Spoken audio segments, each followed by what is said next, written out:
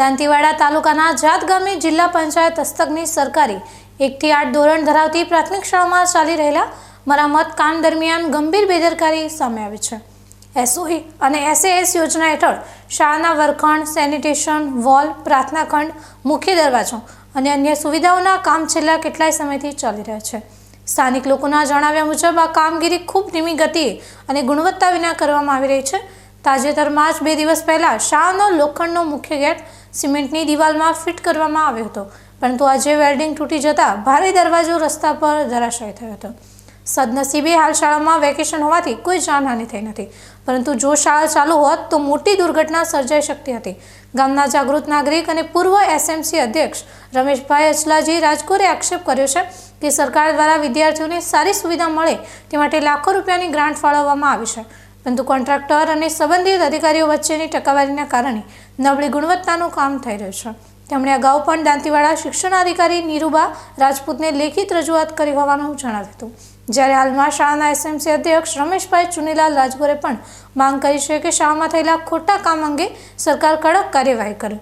સ્થાનિક નટવરભાઈ રાજગોરે જણાવ્યું કે તેઓએ કોન્ટ્રાક્ટરને વારંવાર ગુણવત્તા જાળવતા સૂચના આપી હતી, છતાં તેમની અવગણના થતાં આજે આ ઘટના બની છે। જ્યારે શાળાના આચાર્ય રાજેશ પ્રજાપતિએ રૂબરૂ જણાવ્યું હતું કે આ ગંભીર બાબતને ધ્યાને રાખીને ઉચ્ચ અધિકારીઓને લેખિતમાં રજૂઆત કરીને જાણ કરીશ। આ બાબતે કોન્ટ્રાક્ટર દશરથભાઈ પુરાભાઈ ખરસણનો સંપર્ક કરતા તેમણે જણાવ્યું કે ગેટ નિર્ધારિત વજન કરતાં વધુ ભારે બનાવવામાં આવ્યા હોવાથી તે તૂટી પડ્યો છે। સાથે જ તેમણે દાવો કર્યો છે કે કામ હજી પૂર્ણ થયું નથી અને ગુણવત્તા સાથે જ કામગીરી ચાલી રહી છે। સંપૂર્ણ કામ પૂર્ણ કરવા માટે અંદાજે 10 થી 11 મહિના લાગી શકે છે તેમ તેમણે જણાવ્યું હતું। હવે પ્રશ્ન એ છે કે આ કામગીરી ખરેખર ગુણવત્તાયુક્ત છે કે નહીં, તેની સાચી હકીકત તપાસ બાદ જ બહાર આવશે। સ્થાનિક લોકો દ્વારા જવાબદાર સામે કાયદેસરની કાર્યવાહી કરવાની માંગ ઉઠી રહી છે। આપણે દાંતીવાડા તાલુકામાં આવેલ જાત ગામની પ્રાથમિક શાળા, જે બનાસકાંઠા જિલ્લા સંચાલિત પ્રાથમિક શાળા છે, ત્યાં જે બનાસકાંઠા જિલ્લાના વહીવટી તંત્ર તરફથી એક એસઓઈમાં કામગીરી ચાલુ હતી।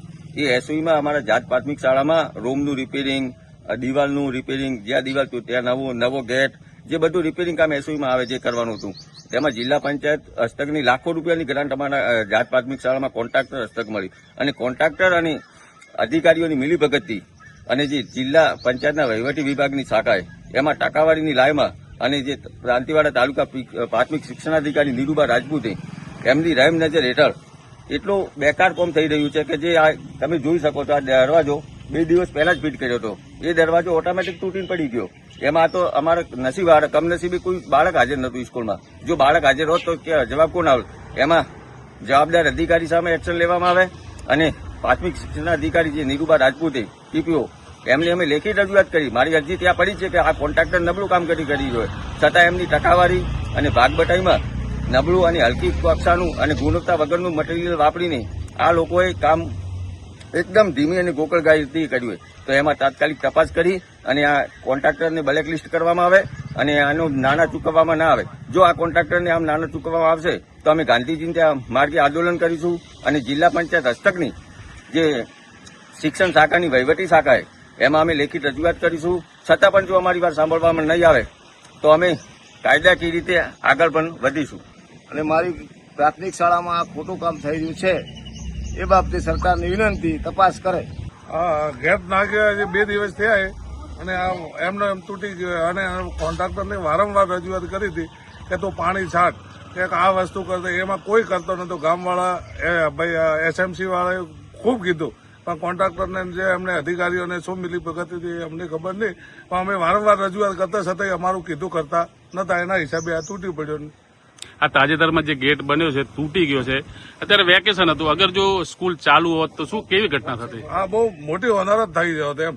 એટલે અમને વારંવાર એને કોન્ટ્રાક્ટરને કીધું કે ભાઈ તું હરકું કામ કરે, એની બેદરકારી હિસાબે થયું। આ તો ઠીક છે, અમારે નસીબ હારા કે કોઈ બચ્ચા હાજર નતા એમ, મોટી હોનારત થઈ શકે। શું માગ છે તમારી આના? એના ઉપર કોઈ તપાસ કરો અને કડક પગલાં લ્યો એના વિશે, કોન્ટ્રાક્ટર વિશે।